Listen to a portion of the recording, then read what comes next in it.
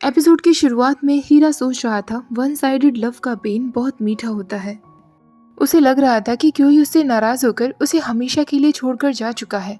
पर जब वो घर वापस आता है तो वो देखता है क्यों ही वही सोया हुआ था। हीरा खुद को स्लैप करते हुए कहता है, क्या क्यों ही सच में यही है? मैं कोई सपना तो नहीं देख रहा हूँ। तो क्यों ही उससे कहता है, तुमने फिर डिस्गस्टिंग हरकतें शुरू कर दी। हीरा कहता है, आई एम सॉरी, पर मुझे लगा था कि मैं तुम्हें फिर कभी नहीं देख पाऊंगा। मैं बहुत डर गया था।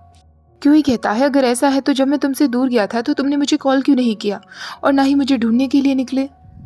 हीरा उससे कहता है, आई एम सॉरी। तो क्यों ही कहता है, क्या तुम्हें पता है कि मैं क्यों वापस आया हूँ? हीरा कहता है, मुझे पंच मारने के लिए। क्यों ही कहता है, हाँ शायद ये सही आंसर है। हीरा कहता है, आई एम सॉरी क्यों ही, मैंने अपनी ज़िंदगी में ऐसा पहले कभी भी नहीं किया है और मुझे उम्मीद भी नहीं थी कि मेरी लाइफ में कभी प्यार भी होगा। इसलिए मुझे नहीं पता कि मुझे कब क्या करना चाहिए। वो आंख बंद करके बैठ जाता है और उससे कहता है, तुम जितना जोर से चाहे उतना जोर से मुझे मार सकते हो।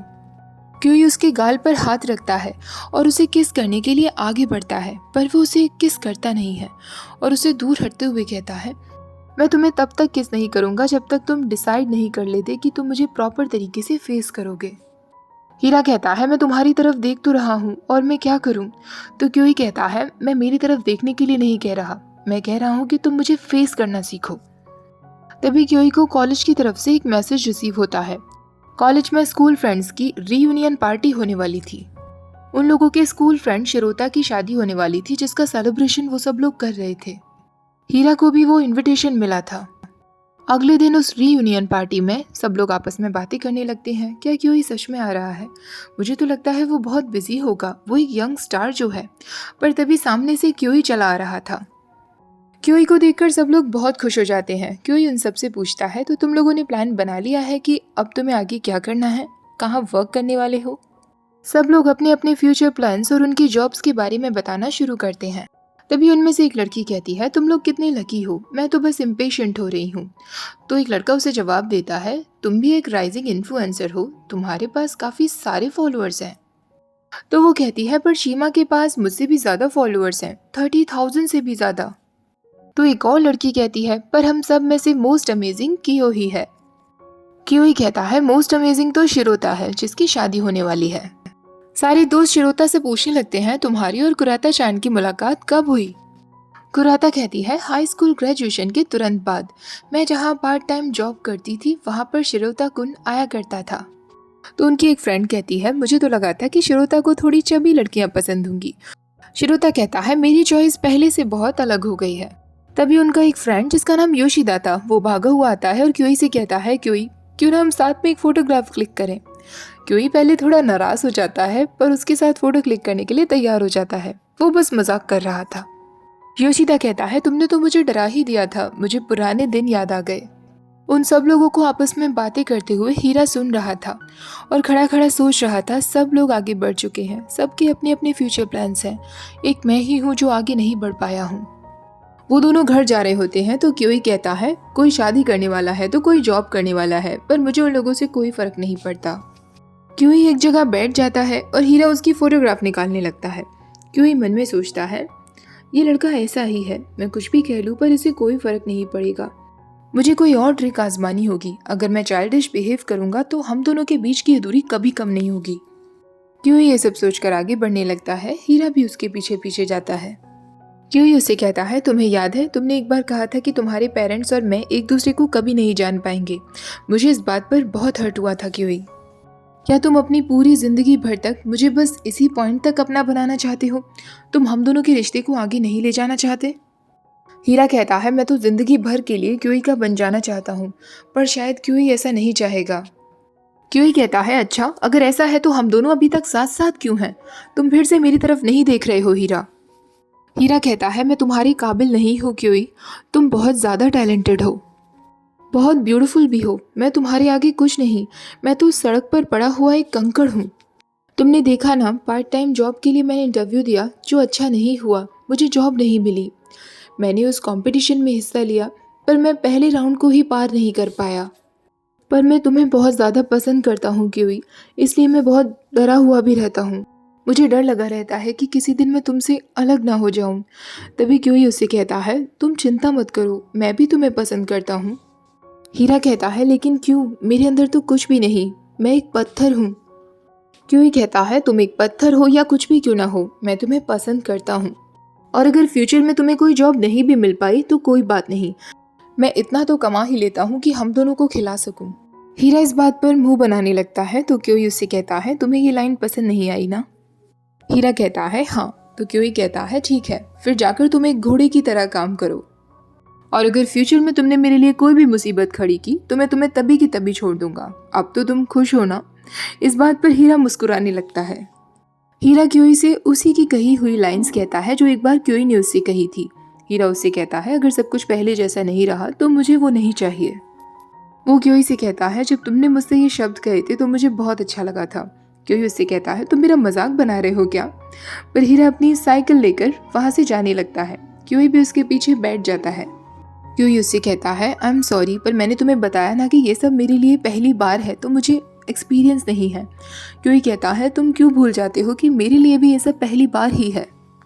अगले दिन हीरा से उसका फ्रेंड कहता है, मैंने मिस्टर नोगुची को सब लोगों के फोटोग्राफ्स दिखाए, पर उनमें तुम्हारे फोटोज नहीं थे, जिसे देखकर वो काफी नाराज दिख रहे थे। उन्होंने मुझसे पूछा भी कि सिर्फ हीरा ने अपने क्लिक किए हुए फोटोग्राफ्स को सबमिट क्यों नहीं किया है। वो काफी अपसेट थे। उन्होंने मुझसे ये भी कहा कि तुम्हें अभी के अभी उनके पास जाकर उनसे माफी मांगनी चाहिए।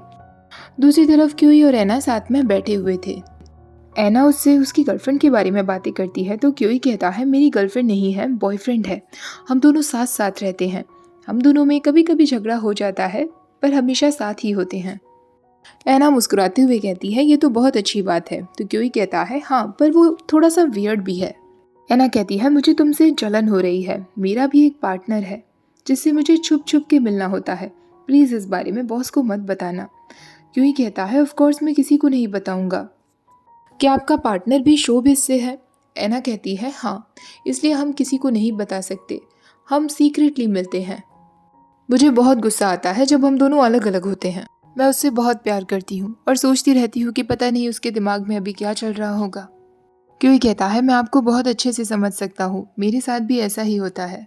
एना कहती है, इसलिए अब मैं बस खुद पर विश्वास रखती हूँ और बिल्कुल ईमानदार रहती हूँ, क्योंकि मैं नहीं चाहती कि कल ऐसा हो हम दोनों एक दूसरे से अलग ही हो जाएं। हीरा उन नामी फोटोग्राफर नोगुची के पास पहुंच जाता है और उनसे माफी मांगने लगता है। वो कुछ फोटोग्राफी कर रहे थे और वो हीरा को कुछ पकड़ने के लिए कह देते हैं। हीरा कहता है, मैं आपसे माफी मांगने आया था। सिर्फ मैं ही क्लब में से अकेला ऐसा इंसान था जिसने अपने क्लिक के फोटोग्राफ सबमिट नहीं किए थे। तो नोगुची कहता है, तो तुम हीरा हो? हीरा कहता है, हाँ, आप प्लीज़ मुझे माफ़ कर दीजिए। क्लब प्रेसिडेंट कोयामा की इसमें कोई गलती नहीं है, तो आप अपना गुस्सा उस पर मत निकालिएगा। नागुची कहता है, मैं उस बात को लेकर नाराज नहीं था। मैंने यहाँ तुम्हें इसलिए आने के लिए कहा क्योंकि मैं बहुत बिजी हूँ और कहीं जा नहीं सकता। अब वो हीरा के सारे क्लिक किए हुए फोटोग्राफ्स देखने लगता है। वो हीरा से कहता है, मेरा एक असिस्टेंट कहीं और शिफ्ट हुआ है। बहुत दुख की बात है, उसके बिना मैं एकदम अकेला पड़ गया हूँ। वो बहुत ही अच्छा असिस्टेंट था, उसने आधे से ज़्यादा मेरा वर्कलोड कम कर दिया था। अब मैं इतना बिजी हो गया हूँ कि खाने और सोने के लिए फुर्सत ही नहीं मिलती है। इनफैक्ट मेरा ब्लड शुगर, मेरा फूड रेशो सब कुछ बिगड़ता जा रहा है। तभी हीरा कहता है, शायद मुझे अब चलना चाहिए। पर नागुची उससे कहता है, क्या तुम मेरा असिस्टेंट बनना चाहोगे? मैं तुम्हें ऑलरेडी अपनी पूरी सिचुएशन समझा चुका हूँ। तुम ग्रेजुएशन के किस ईयर में हो? हीरा कहता है, मैं 4th ईयर में हूँ। नागुची कहता है, मैंने यंग फोटोग्राफिका में आया हुआ तुम्हारा क्लिक किया फोटोग्राफ देखा था। तुम्हें वो फोटो लैंडस्केप में लेना चाहिए था जिसमें थोड़े लोग भी शो हो रहे होते। तुम्हारा क्लिक किया हुआ फोटो ऐसा दिख रहा था जैसे तुम इस दुनिया से नफरत करते हो। तुम्हारे क्लिक किए हुए फोटो से फील हो रहा था जैसे तुम्हारे अंदर एक सेल्फिशनेस है, एक ओवर कॉन्फिडेंस कि तुमने बहुत अच्छा फोटोग्राफ क्लिक किया है, और वही तुम्हारी स्टुपिडिटी थी। हीरा कहता है, आई एम सॉरी। तो नोगुची उससे कहता है, क्या तुम मेरा असिस्टेंट बनना चाहोगे? हीरा कहता है, अभी आपने जितनी सारी बातें कही वो इस बात से कैसे रिलेटेड है? नोगुची कहता है, क्योंकि तुम एग्जैक्टली वैसे ही हो जैसा मैं पास्ट में हुआ करता था। मैं तुम्हें बहुत अच्छे से समझ सकता हूँ और मुझे पता है कि तुम ये कर लोगे। तुम्हें बस ये डिसाइड करना है कि तुम किस फोटो को क्लिक करना चाहते हो। हीरा कहता है, ऐसा कुछ है जिसकी मैं फोटो क्लिक करना चाहता हूँ। जब उस दिन वो घर पहुँचता है तो क्योई उससे कहता है, अब तक तुम कहाँ थे? तुमने मुझे कोई कॉल भी नहीं की। हीरा उससे कहता है मुझे जॉब मिल गई है, मैं अब से मिस्टर नोगुची का असिस्टेंट हूँ। क्यों ही कहता है क्या तुम श्योर हो? मिस्टर नोगुची जो कि इतने फेमस फोटोग्राफर हैं, उन्होंने ऐना की पूरी फोटो एल्बम बनाई है। मिस्टर नोगुची बेनिफिट्स बनाने पर बहुत फोकस्ड रहते हैं, क्या तुम श्योर हो कि तुम ये कर पाओगे हीरा? तुम उन्हें हैंडल कर पाओगे? हीरा उसके पास आकर कहता है मैं एक फ़ोटो लेना चाहता हूँ।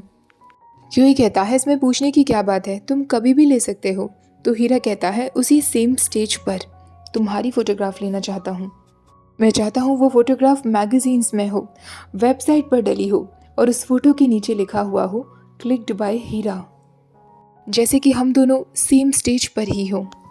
क्या तुम ऐसी फ़ोटो के लिए रेडी हो? क्यों ही उससे कहता है ये भी कोई पूछने की बात है। तभी क्यों ही उसके लिए एक गिफ्ट निकालता है जिसमें एक क्यूट सी डक थी। हीरा उसे देखकर कहता है कैप्टन डक, ये मेरे लिए है? क्यों ही कहता है हाँ, और ये कोई कॉन्ग्रेचुलेशंस गिफ्ट नहीं है, ये एक वैलेंटाइंस गिफ्ट है। हीरा कहता है थैंक यू सो मच, मुझे बहुत खुशी हो रही है, मैं इसे अभी टच नहीं करूँगा, पहले मुझे एक फ़ोटोग्राफ क्लिक करने दो। पर क्यों ही उसे ज़बरदस्ती हाथ में पकड़ा देता है। हीरा उसे पकड़ते हुए कहता है आज मैं इतना खुश हूँ कि मैं खुशी से मर ना जाऊँ। अब से जब भी मैं इस डक को देखूंगा मैं हमेशा इस पल को याद करूंगा। हीरा अब उसकी तरफ देखते हुए कहता है आई एम सॉरी क्योई, पर आज मैं खुद को कंट्रोल नहीं कर पाऊंगा। और ऐसा कहकर वो उसे किस कर लेता है। उसके बाद वो दोनों साथ में नाइट स्पेंड करते हैं। हीरा को अब जॉब मिल चुकी थी, सब कुछ अच्छा चल रहा था। विंटर भी अब खत्म होने को आ गई थी। स्प्रिंग सीजन की शुरुआत थी, वही सीजन जिसमें क्यूई और हीरा मिले थे। क्यूई अपने फैंस के द्वारा आए हुए गिफ्ट्स चेक कर रहा था तो उसमें एक और गिफ्ट उसे मिलता है जो हीरा की तरफ से था। उसमें एक ब्लैक कलर की क्यूट सी डक थी, साथ में एक पेपर था जिस पर लिखा हुआ था मिस्टर क्यूई फॉरएवर हीरा। क्यूई मुस्कुराने लगता है कि ये गिफ्ट उसी सस्पिशियस गुन की तरफ से है। अब दोनों साथ में नदी के पास बैठे हुए थे। क्यूई कहता है मैं सोच रहा हूँ कि जल्दी से ब्लूम का सीजन आने लगेगा। हीरा कहता है हाँ, मैं भी चाहता हूँ। क्यूई सकुरा ट्री के पास खड़ा हुआ, कितना अच्छा लगेगा ना।